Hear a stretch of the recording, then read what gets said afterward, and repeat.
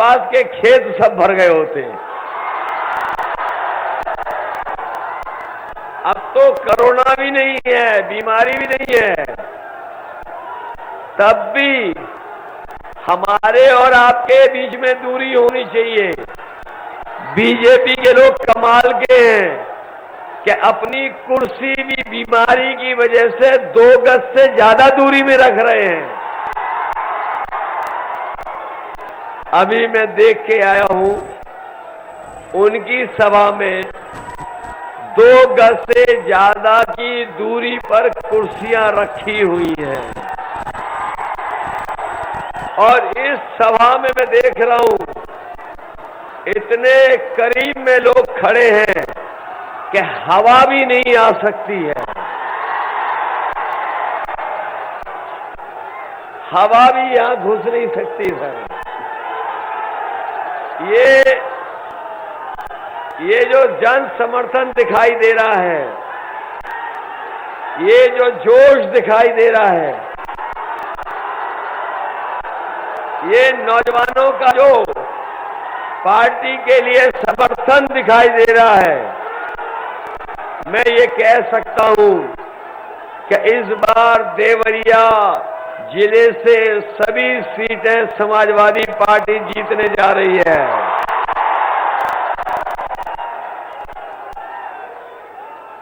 आपने 5 साल इंतजार किया है। ये मुझे जो बड़ी बड़ी तख्तियां दिखा रहे हैं अनुदेशक, बताओ 5 साल इंतजार किया कि नहीं किया? ये बीएड टेट वाले लोग 5 साल से इंतजार कर रहे हो कि नहीं कर रहे हो? मैं पीछे भी देख रहा हूं, शिक्षा मित्र भी होंगे, बीपीएड वाले भी होंगे, ये अनुदेशक भी दिखाई दे रहे हैं, रोजगार सेवक भी होंगे। ये 5 साल से इंतजार कर रहे हो। अब आगे 5 साल तो नहीं इंतजार करने वाले हो। 5 साल और इंतजार तो नहीं करोगे। अगर 5 साल और इंतजार करना पड़ गया तो ये हमारे बीएड टेट वाले बूढ़े हो जाएंगे।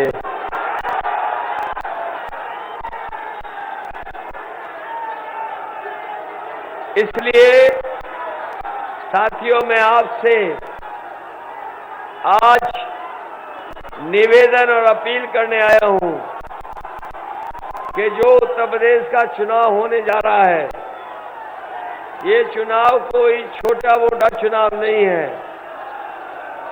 ये जहां उत्तर प्रदेश का भाग्य तय करेगा, वहीं देश की राजनीति किस दिशा में जाएगी उसका भी चुनाव है। जहां आपने देखा है, लोकतंत्र और संविधान बचाने के लिए न केवल समाजवादी पार्टी बल्कि देश के बहुत सारे बुद्धिजीवी इस बात को मानते हैं कि उत्तर प्रदेश का चुनाव जहां खुशहाली के लिए हो रहा है, वहीं ये चुनाव लोकतंत्र और संविधान बचाने के लिए भी चुनाव है। आपको मैं याद दिलाना चाहता हूं, मैं आपको बहुत याद दिलाना चाहता हूं। याद कीजिए, ये बीजेपी के लोगों ने 2017 में फैसला लिया था कि रुपया बंद हो जाएगा, नोटबंदी बंद हो जाएगी, तो भ्रष्टाचार और कालाधन वापस आ जाएगा। याद कीजिए, 2017 में ये फैसला बीजेपी ने लिया था और कहा था कि नोटबंदी के बाद भ्रष्टाचार खत्म हो जाएगा, कालाधन वापस आ जाएगा। बताओ, इन्होंने झूठ बोला था कि नहीं बोला था? हमारे व्यापारियों को याद होगा, जिस तरीके से देश को आजादी दिलाने के समय पर रात के 12 बजे लोकसभा चलाने का काम हुआ था।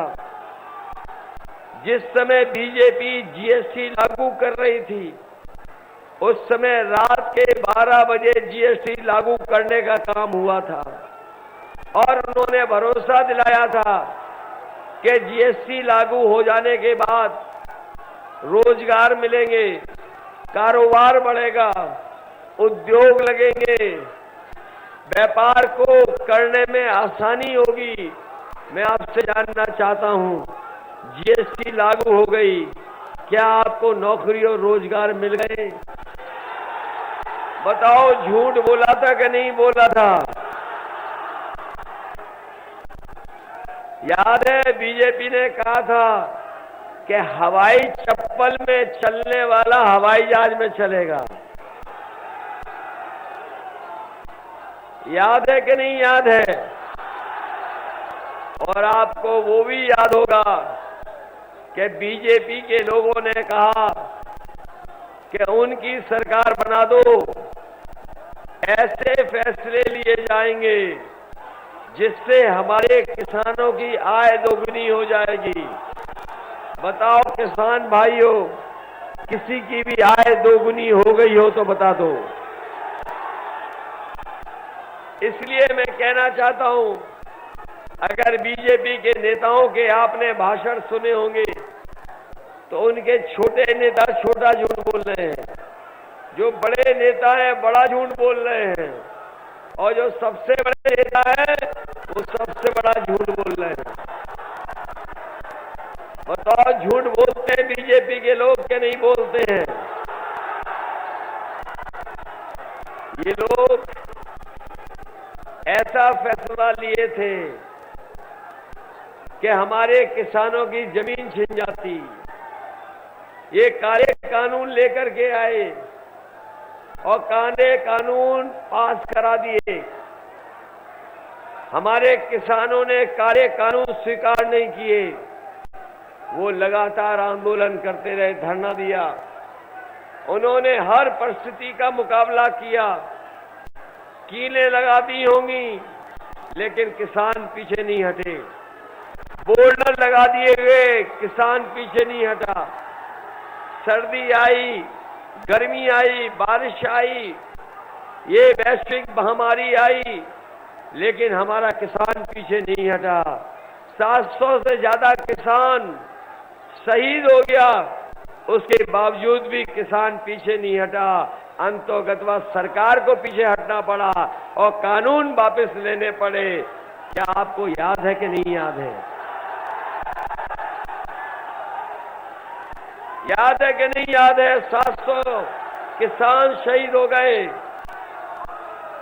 सरकार को झुकना पड़ा। और ये इसलिए झुकी सरकार क्योंकि इन्हें पता था कि पंजाब में और उत्तर प्रदेश में चुनाव आने वाला है।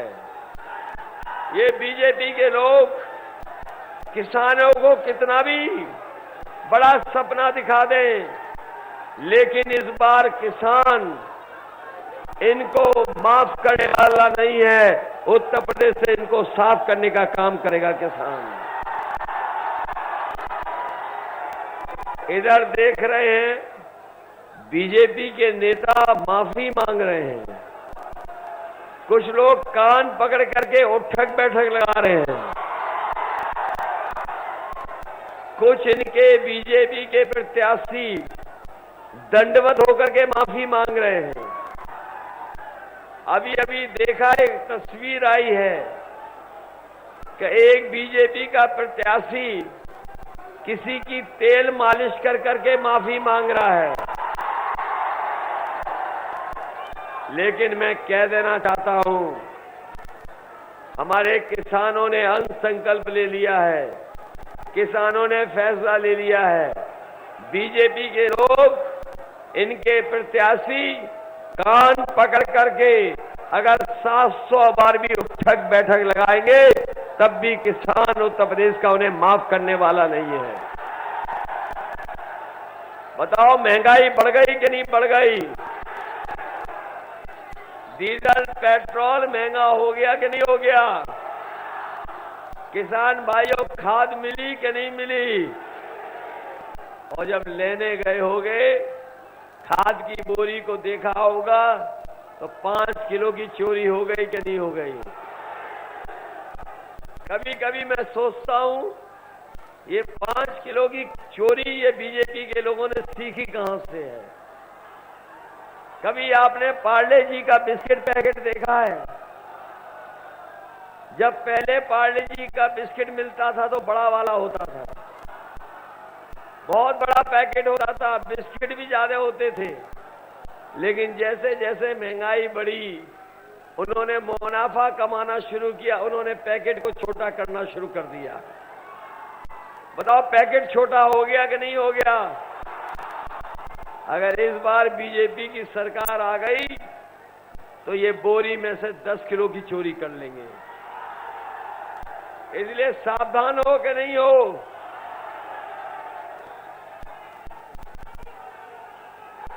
ये लोग तो कहते थे, बताओ हमारे गरीब साथियों, हमारे किसान भाइयों, नौजवानों, ये यही तो कहते थे कि हवाई चप्पल पहनने वाला हवाई जहाज में चलेगा। याद है कि नहीं याद है? और जब से ये सरकार में आए हैं, हवाई जहाज बेच दिए कि नहीं बेच दिए? और जहां हवाई जहाज खड़े होते थे वो हवाई अड्डे बेच दिए कि नहीं बेच दिए? जो पानी के जहाज चलते थे वो बेच दिए, बंदरगाह बेच दिया, रेलगाड़ी बेच दी कि नहीं बेच दी? रेलवे स्टेशन और रेलवे स्टेशन की जमीन बेच दी कि नहीं बेच दी? और ये इन्होंने इसलिए बेच दिया, आपने पुरानी कहावत सुनी होगी, न रहेगा बांस, जब सब बिक जाएगा तो बताओ नौकरी और रोजगार कौन देगा? जब ये सब चीजें बिक जाएंगी तो हमारे नौजवानों को नौकरी और रोजगार कौन देगा? याद है, बाबा मुख्यमंत्री कह रहे थे कि गर्मी निकाल देंगे। याद है कि नहीं याद है? अभी कुछ दिन पहले बाबा मुख्यमंत्री कह रहे थे कि गर्मी निकाल देंगे। मुझे तो ये लग रहा है, ये जोश देख के लग रहा है कि जब वोट पड़ेगा तो ये गर्मी निकालने वालों की देवरिया वाले भाप निकाल देंगे। बताओ, भाप निकाल दोगे कि नहीं निकाल दोगे? और हम अपने नौजवानों को कह करके जा रहे हैं, जो लोग गर्मी निकालने की बात कह रहे थे, आप समाजवादियों की सरकार बनाओ, फौज में भर्ती और पुलिस में भर्ती निकालने का काम समाजवादी सरकार में होगा। इधर 3 साल से कोई भर्ती नहीं निकली। हमारे नौजवान दौड़ दौड़ के तैयारी कर रहे थे, ये वर्दी पहन करके भर्ती में जा करके देश की सेवा करना चाहते हैं, लेकिन इन्होंने मौका नहीं दिया। 3 साल से भर्ती नहीं हुई, इसलिए भर्ती भी होगी और पुलिस में भी भर्ती निकालने का काम समाजवादी सरकार में होगा।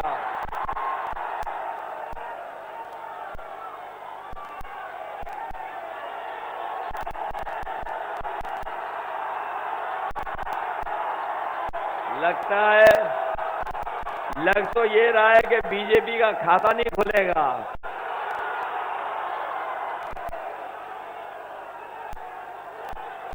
बोलो, अभी ये जोश बचा के रखना है, बचा के। इधर बाबा जी कह रहे हैं, बाबा मुख्यमंत्री जी कह रहे हैं कि हम 12 बजे सो के उठते हैं। कह रहे हैं, कई जगह पे कह नहीं कह रहे हैं, लेकिन जरा इनकी शक्ल देख लो, आजकल उनकी शक्ल पे 12 बज गए कि नहीं बज गए? और जब से पहले, दूसरे, तीसरे, चौथे चरण का वोट पड़ा है, ये गर्मी निकालने वालों के कार्यकर्ता नेता ठंडे पड़ गए हैं। जिन्होंने कहा कि 12 बजे हम सो के उठते हैं, आजकल हम उनके घर पर नजर रखे हुए हैं। और आजकल शाम को जब मैं देखता हूं, क्योंकि हमारा घर उनका घर एक दीवार है, और जब शाम को मैं देखता हूं तो कभी कभी धुआं उड़ता नजर आ रहा है।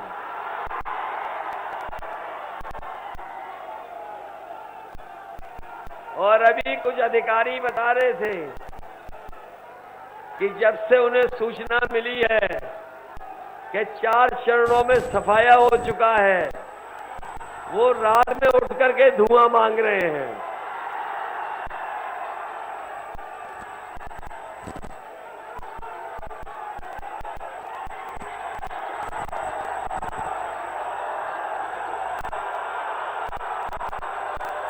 अभी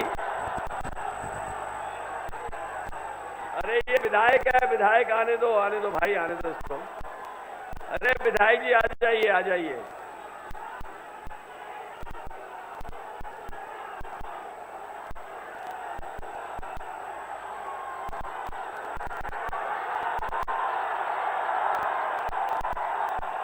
अरे इसकी आगे की बात तो सुन लो। अभी कुछ दिन पहले मैंने मुख्यमंत्री आवास के पास कुछ पुताई वालों को जाते हुए देखा, और पुताई वालों को रोक करके मैंने पूछवाया कि कहां जा रहे हो, तो उन्होंने बताया कि हम मुख्यमंत्री आवास में जा रहे हैं, जो धुएं के काले धब्बे पड़ गए उनको पुताई करने जा रहे हैं। तो बताओ बाबा जी जाने वाले हैं कि नहीं हैं? और अब तो गाना भी बन गया उनके ऊपर, अब तो गाना भी बन गया उनके ऊपर। यूपी में काबा, ये गाना तो सुन लिया होगा सबने, कि नहीं सुन लिया? यूपी में काबा, बाय बाय बाबा बा। बताओ बाय बाय कर दोगे बाबा जी को कि नहीं करोगे? और ये मैं हाथ में देख रहा हूं कुछ लोगों के, ये स्मार्टफोन कहीं बाबा जी ने तो नहीं दिए? उन्होंने तो लैपटॉप बांटे थे, वो मिल गए आपको। आपको देंगे भी क्यों? वो तो खुद चलाना नहीं जानते। जो खुद नहीं चलाना जानता है, वो बताओ आने वाली पीढ़ी कुछ काम करना चाहती है, आगे बढ़ना चाहती है, उसको लैपटॉप नहीं दे रहे। और आपने देखा होगा कि एक तस्वीर उन्होंने डाली सोशल मीडिया पर, जिसमें वो खुद पूरब देख रहे हैं और जनता पश्चिम देख रही है। तब पता लगा कि वो स्मार्टफोन भी नहीं चला पाते। उन्होंने तो कहा कि 1 करोड़ स्मार्टफोन बांटे हैं, आपको तो नहीं मिले। ये 1 करोड़ स्मार्टफोन कहां बांट दिए इन्होंने? ये जानते ही नहीं है बीजेपी के लोग। इनके खिलाफ जनता के अंदर 440 वोल्ट का करंट फैल गया है। और जब से समाजवादियों ने कहा है कि समाजवादी सरकार बनेगी, तो आम लोगों को, आप लोगों को 300 यूनिट फ्री बिजली देने का फैसला लिया है। न केवल 300 यूनिट फ्री बिजली, बल्कि हमारे किसानों की सिंचाई पूरी की पूरी माफ होगी, कोई पैसा नहीं देना पड़ेगा।